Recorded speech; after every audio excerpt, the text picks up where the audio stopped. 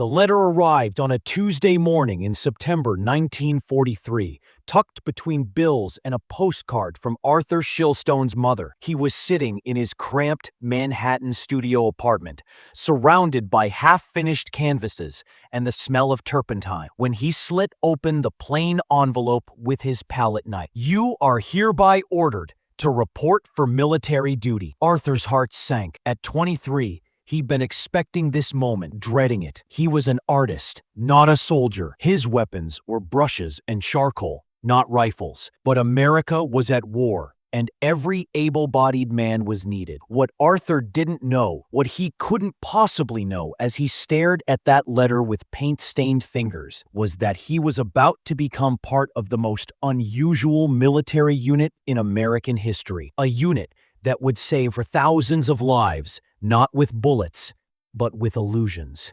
A unit that would fool the greatest military machine the world had ever seen, using nothing but rubber, paint, and imagination. 3 weeks later, Arthur found himself on a train, heading south to Camp Forest in Tennessee, joined by dozens of other men who seemed oddly out of place in their new olive-drab uniforms. The soldier sitting across from him was sketching the passing landscape. Another was discussing the merits of different art schools. A third was humming what sounded like an opera aria. "Strange bunch for the army, aren't we?" said the man next to Arthur, extending his hand. "Bill Blass, fashion designer from Fort Wayne." Arthur shook it, introducing himself. Around them, the train car buzzed with conversation that would have been more at home in a Greenwich Village cafe than a military transport. "You think this is strange?" said another voice. A wiry man with intense eyes leaned forward. "I heard they're recruiting from art schools, advertising agencies, even radio stations. Whatever this unit is, it's not regular infantry." His name was Ellsworth Kelly, and he'd been studying at the Pratt Institute when his draft notice came. Like Arthur, he'd assumed his artistic career was over, at least until the war ended, if he survived it. When they arrived at Camp Forest, their suspicions only deepened. Instead of the usual military drills, they were shown into a hangar where something impossible sat gleaming under the lights.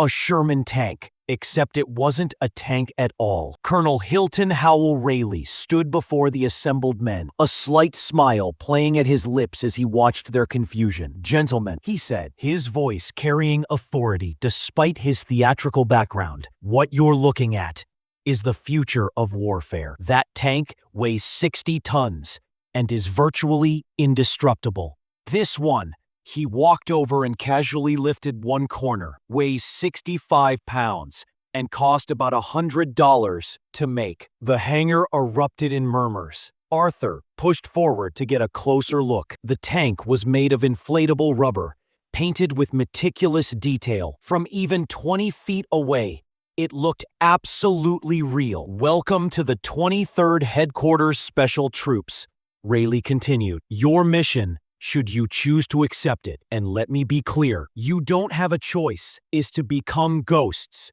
You will impersonate entire divisions of soldiers. You will make the German army see things that aren't there, hear things that don't exist, and believe lies that will save American lives." He paused, letting that sink in. "You are artists, designers, actors, and engineers. The Army has brought you together because we need your creativity, your imagination, your ability to deceive the eye and mind. You will be the first sonic and visual deception unit in the history of modern warfare. You will be, quite literally, an army of phantoms." Arthur felt a chill run down his spine. Around him, the other men were equally stunned. In one field, teams practiced inflating the rubber tanks, jeeps, and artillery pieces. The equipment came packed in crates, and a skilled crew could have a 40-ton Sherman tank deployed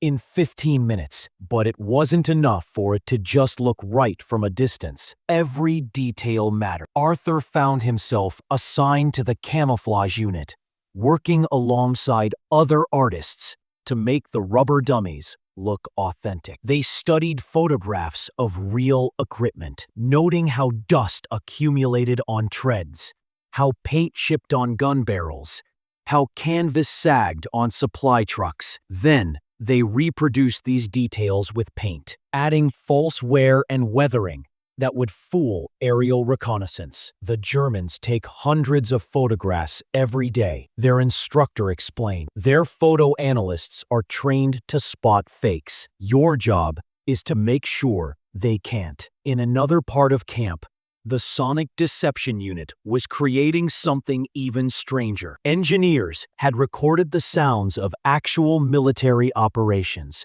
tanks moving, soldiers shouting orders, equipment being unloaded, artillery being positioned. These recordings were played through enormous speakers that could project sound for miles. Sergeant Fred Fox, a former sound engineer from a Hollywood studio, demonstrated the system one evening. As darkness fell, he played a recording through the speakers. Suddenly, Arthur could have sworn an entire armored division was moving through the woods to the east, engines rumbling, treads clanking, men cursing and shouting. "It's all fake," Fox said with pride. "But to the German listening posts 3 miles away, it'll sound like we're staging a major assault." The third component was the Special Effects Unit, which created false radio traffic. Operators would pretend to be different units, broadcasting in code that they knew the Germans would intercept. They developed personalities for fictional commanders,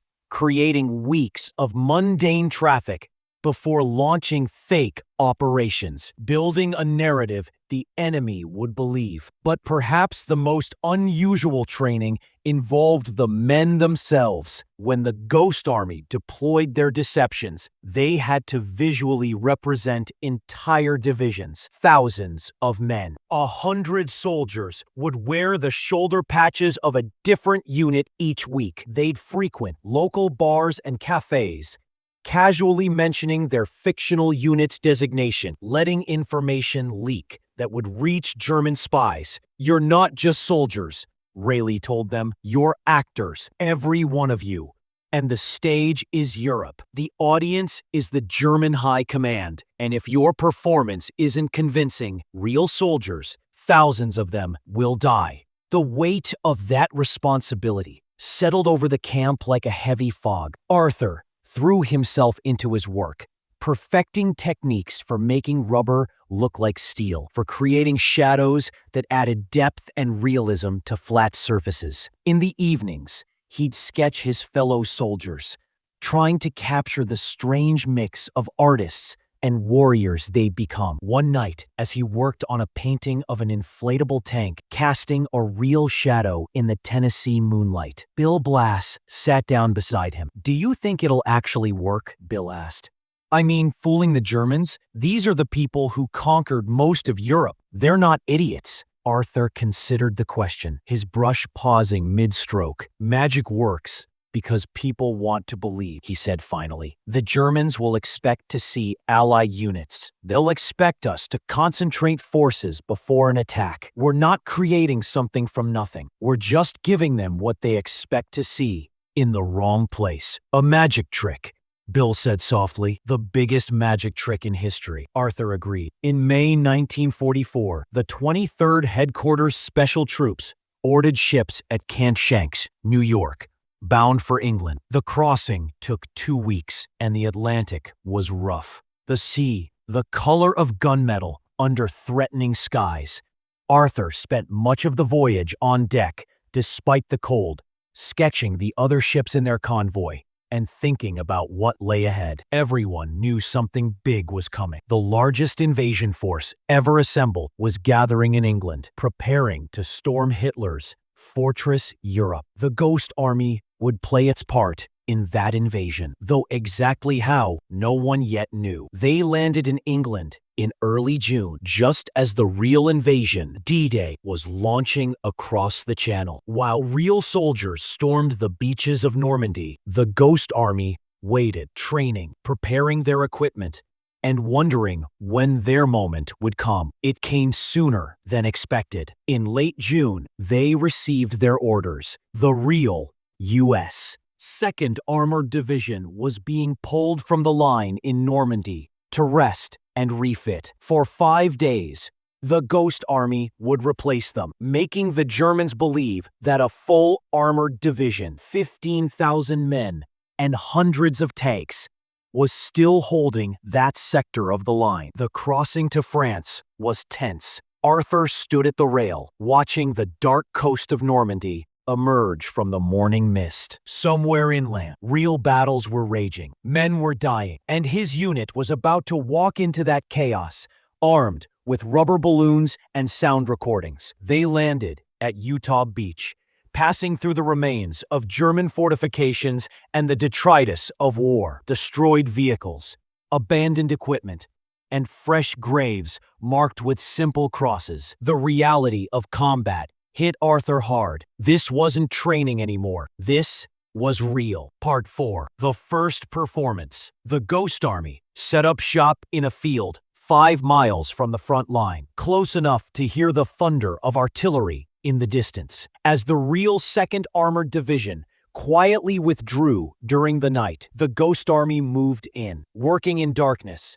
teams inflated the rubber tanks and artillery pieces. In the pre-dawn gloom, they looked remarkably real. Arthur and his team moved among them with paint and brushes, adding final touches, false mud on treads, simulated damage from combat, even fake equipment left carelessly beside vehicles, as real soldiers would leave it. As the sun rose, German observation posts in the hills would be watching through binoculars. German reconnaissance aircraft would be photographing the sector. The performance was beginning. Throughout the day, soldiers wearing 2nd Armored patches moved visibly through the area. Jeeps drove back and forth, raising dust. The sonic unit played recordings of tank maintenance, engines being worked on, mechanics cursing, metal clanging on metal. Radio operators broadcast traffic using the 2nd Armored's call signs and codes. Arthur found himself painting under fire for the first time. A German artillery barrage bracketed their position in the afternoon, shells shrieking overhead to explode in the fields beyond. He pressed himself flat against the earth, his heart hammering, terror racing through his veins. When the barrage ended, he returned to his work with shaking hands, adding more false weathering to a rubber howitzer. That night, they executed their first sonic deception. As darkness fell, the loudspeakers began playing the sounds of a major repositioning, tanks moving, orders being shouted, the grinding rumble of a mechanized division on the move. The sounds echoed across the countryside for miles. German listening posts would hear it and report to their commanders. The 2nd Armored was shifting position, probably preparing for an offensive. Except there was no 2nd Armored Division, just 100 men, some rubber balloons, and a very good sound system. For 5 days and nights, they maintained the illusion. Artillery hit their position 3 more times. The Germans believed they were targeting a real armored division. Each barrage confirmed that the deception was working, but it also meant living with the constant fear of being hit by a shell meant for targets that didn't exist. On the 5th night, the real 2nd Armored returned, quietly slipping back into the line. The Ghost Army deflated their rubber army, packed their equipment, and moved to their next assignment. Their first operation was a success. German intelligence reports captured after the war showed that the enemy had never suspected the deception. They had completely believed that a full armored division was in that sector. Arthur realized something that night as they drove through the darkness away from the front. They had just saved lives by holding the Germans' attention, by making them commit resources to watching a fake division. They had given the real 2nd Armored 5 precious days to rest and regroup. Those rested soldiers would be more effective in future battles. Some of them would survive engagements they might have lost if they'd been exhausted. It was war waged with art and imagination, and it worked. Through the summer and fall of 1944, the Ghost Army performed operation after operation across France. Each mission was different. Each required new creativity and improvisation. At Operation Elephant, they impersonated the 6th Armored Division along the Loire River, drawing German attention, while the real division attacked elsewhere. They inflated over 600 rubber tanks and vehicles, creating what appeared to be the staging area for a major offensive. For 2 weeks, they maintained the illusion, while German reconnaissance photographed their forces, and enemy units repositioned to meet the phantom threat. Arthur became a master of his craft. He could look at a real tank and then recreate its appearance on rubber in under an hour, complete with convincing weathering, unit markings, and tactical numbers. He learned to think like a German photo analyst. What would they look for? What details would convince them? One afternoon, he was putting finishing touches on an inflatable artillery battery when Bill Blass came running up. "Arthur, you need to see this." They ran to the edge of their position, where a group of soldiers had gathered. Through binoculars, they could see a German reconnaissance plane flying low over their position, photographing everything. "He's close enough to see us,"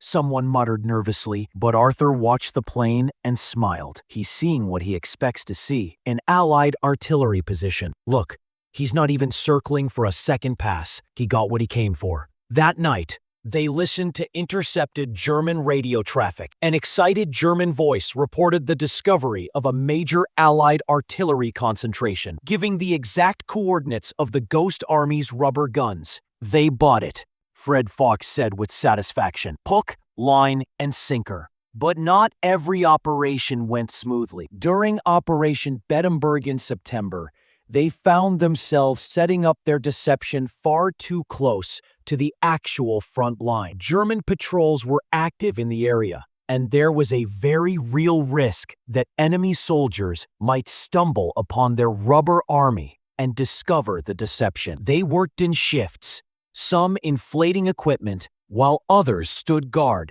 with very real rifles. Arthur found himself pulling security one night, crouched in a foxhole with his M1 carbine, listening to movement in the darkness. He never fired. The sounds turned out to be wild boar, but the possibility of actual combat was terrifying. "We're not real soldiers," he whispered to the man in the next foxhole. "Tell that to the Germans," came the reply. As they pushed deeper into France, the operations became more complex. They began coordinating their deceptions with actual Allied operations, using their phantom armies to draw enemy forces away from real attacks. Operation Wiltz in late October was the most ambitious yet. While the real 4th Armored Division prepared to attack the city of Metz from the south, the Ghost Army would impersonate them to the north, making the Germans believe the attack was coming from the opposite direction. For 10 days, they built their illusion. Rubber tanks appeared in fields. Radio traffic filled the airwaves. The sonic unit played recordings of tank formations moving into position. They even recruited local French civilians to help spread rumors about the massive American force gathering to the north. When the real attack came from the south, the Germans were caught completely off guard. They had positioned their defenses to meet the phantom attack from the north. The real 4th Armored Division broke through with minimal casualties, liberating Metz weeks ahead of schedule. After the battle, Arthur and several other Ghost Army soldiers were able to visit the captured German headquarters. On the wall was a map showing German intelligence estimates of Allied positions. There, marked clearly to the north of Metz, was the 4th Armored Division, exactly where the Ghost Army had pretended to be. "We did that," Bill whispered, staring at the map. "We made them believe a lie, and it changed the battle." Arthur felt a strange mix of pride and horror. They had saved American lives, certainly, but they had also contributed to German deaths, soldiers who had been positioned in the wrong place based on the Ghost Army's deception. It was still war, still deadly, just fought with different weapons.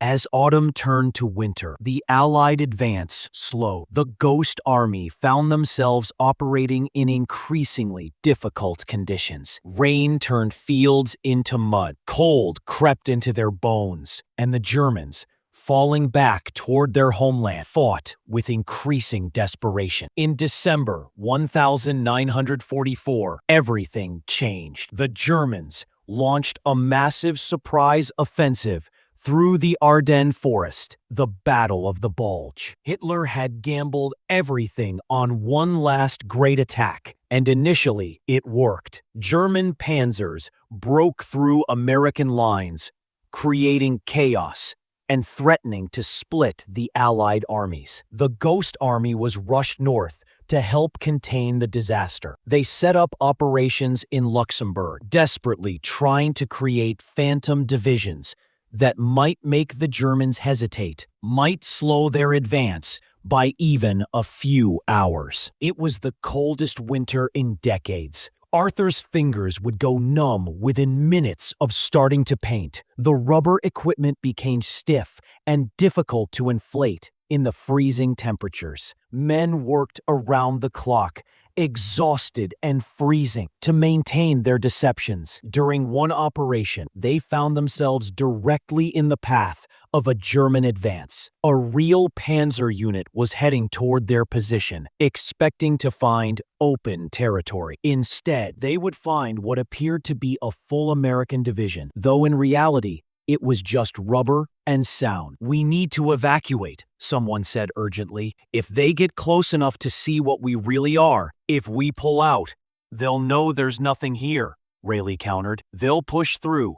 And there are real soldiers 10 miles back who aren't prepared for them. We hold until the last possible moment." It was the longest night of Arthur's life. They could hear the German tanks in the darkness, the deep rumble of their engines getting closer. The sonic unit played recordings at maximum volume. American tanks, shouting soldiers, the sounds of a division preparing to defend its position. Flares went up periodically, illuminating their rubber army. The German advance stopped. Through intercepted radio traffic, they learned why. The German commanders, hearing and seeing what appeared to be a strong American defensive position, had decided to bypass the area and look for a weaker point to attack. The delay gave real American forces time to move into position. The Ghost Army had held the line without firing a shot. When dawn came and they finally evacuated, Arthur's hands were shaken so badly he could barely pack his equipment. They had been minutes away from discovery, from the entire deception unraveling. But they had held, and it had worked. By March 1945, the tide had turned. The German offensive in the Ardennes had failed. The Allies were pushing into Germany itself, and ahead lay the greatest natural obstacle, the Rhine River. For the Ghost Army, this meant their most important mission yet. Operation Viersen would be the largest deception of the war, and possibly the most critical. The real plan called for the 9th Army to cross the Rhine near the city of Wesel. But to draw German forces away from the real crossing site, the Ghost Army would stage an enormous fake buildup 30 miles to the north, near Viersen. They would create the illusion that an entire corps, 2 full divisions, over 30,000 men, was preparing to cross the river there. The scale was staggering. They would need to deploy every piece of equipment they had, perform around the clock for 2 weeks, and coordinate with real engineer units who would perform fake preparations for a river crossing, building dummy bridging equipment, creating false supply depots, even conducting fake reconnaissance patrols. Arthur had never worked so hard in his life. For 14 days and nights, he barely slept. The Ghost Army deployed hundreds of inflatable tanks, vehicles, and artillery pieces. They created vast fake supply dumps, stacking empty crates painted to look like ammunition and supplies. They set up field hospitals with fake tents and visible red crosses. They even created dummy landing craft that appeared to be staging for an amphibious crossing. The sonic unit played recordings day and night, the sounds of a massive force preparing for battle. Radio operators broadcast endless traffic, creating the electronic signature of multiple divisions, coordinating for a major assault. Real engineer units performed visible reconnaissance of the riverbank, taking measurements and samples as if planning bridge construction. Allied aircraft flew over the area repeatedly, photographing the Ghost Army's installations as if documenting their own forces, photos they knew German spies would see. Bill Blass designed special patches and insignia for a fictional 30th Corps, which soldiers wore when they went into nearby towns. Carefully scripted conversations in bars and cafes let slip details of the coming assault.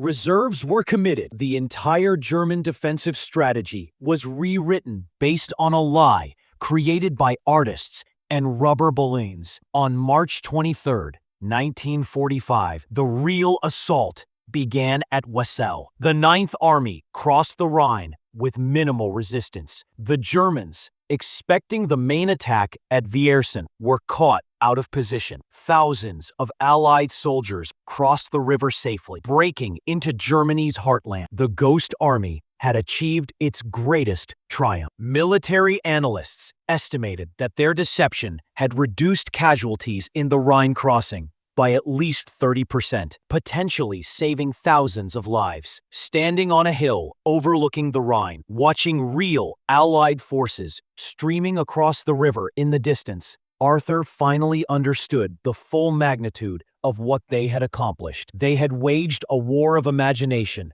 against the most powerful military machine in history, and they had won. As Allied forces drove deeper into Germany in April 1945, the Ghost Army's missions became shorter and less critical. The German army was collapsing, its command and control fragmenting. Deception was still valuable, but the end was in sight. Their final major operation, Kodak, was conducted near the city of Speyer. They created the illusion of an entire infantry division massing for an attack, drawing German attention and resources away from the actual Allied advance to the south. It was almost routine now. They had performed this magic trick so many times that they could execute as they passed them around. The reality began to sink in. They had survived. Against all odds, they had made it through the war. What do we do now? Ellsworth Kelly asked. Go home and tell people we spent the war inflating balloons? Laughter rippled through the group, but it was tinged with something else. The Ghost Army's operations were still classified. They couldn't talk about what they had done, couldn't explain how they had contributed to victory. As far as the world would know, they had been just another support unit.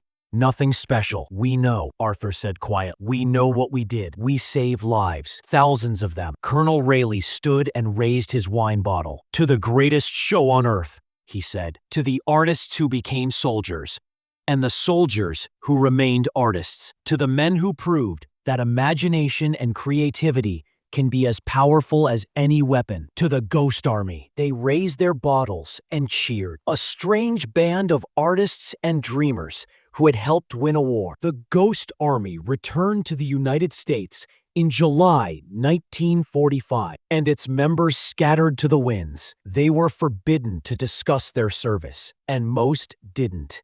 Even with their families, the operation remained classified for decades. Arthur Shilstone returned to New York and resumed his career as an artist, eventually becoming a renowned illustrator. Bill Blass became one of America's most celebrated fashion designers. Ellsworth Kelly emerged as one of the 20th century's greatest abstract painters. The Ghost Army had been filled with extraordinary talent, and many of its members went on to remarkable careers in art, design, and entertainment. But they carried their secret with them. At cocktail parties and gallery openings, when people asked about their war service, they would smile and change the subject. They had signed oaths of secrecy, and they honored them. It wasn't until 1996 that the Ghost Army's operations were finally declassified. Suddenly, these elderly artists could finally tell their stories. Documentaries were made, books were written. The world learned about the extraordinary deception unit that had fooled Hitler's army. Arthur Shilstone, then in his 70s, gave an interview about his service. "People ask if I'm proud of what we did," he said. "Of course I am. We took our talents, painting, acting, engineering, sound design, and we turned them into weapons that saved lives. We proved that creativity and intelligence can triumph over brute force. That's not a bad legacy for a bunch of artists." Several Ghost Army veterans were asked if they had nightmares about the war, as so many soldiers did. Their answers were revealing. Most said no. They had faced danger, certainly, and fear, but they had fought with their minds and their talents, not with violence. They had created rather than destroy, and that made all the difference. In 2013, the Ghost Army was awarded the Congressional Gold Medal, one of the highest civilian honors in the United States. Only a handful of veterans were still alive to receive it. Bill Blass had died in 2002, still keeping the secret until the end. Many others had passed away, never receiving public recognition for their extraordinary service. The few surviving veterans stood in the Capitol rotunda, elderly men now, but standing straight and proud. As the medal was presented, one of them, it might have been Arthur, though records are unclear, whispered something that summed up their entire experience. "We were ghosts, and ghosts don't need recognition, but it's nice to finally be seen." The story of the Ghost Army remains one of the most unusual and creative operations in military history. Between June 1944 and the end of the war in Europe, they conducted 20 major deceptions. They deployed over 1,100 inflatable tanks, vehicles, and artillery pieces. Their sonic operations could project sound up to 15 miles. Their radio deceptions involved thousands of hours of fictional traffic, and it all worked. German intelligence documents captured after the war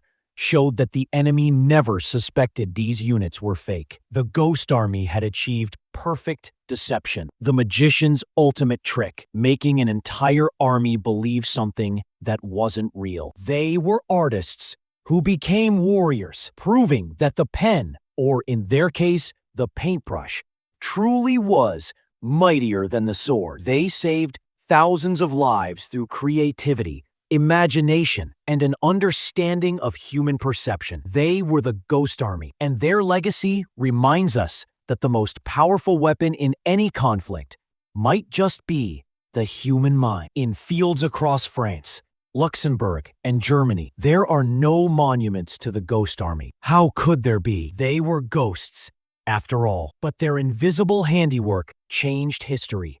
One inflatable tank at a time, one sound recording at a time, one perfectly executed illusion at a time. They were truly the artists who fooled Hitler, and in doing so, they helped free the world.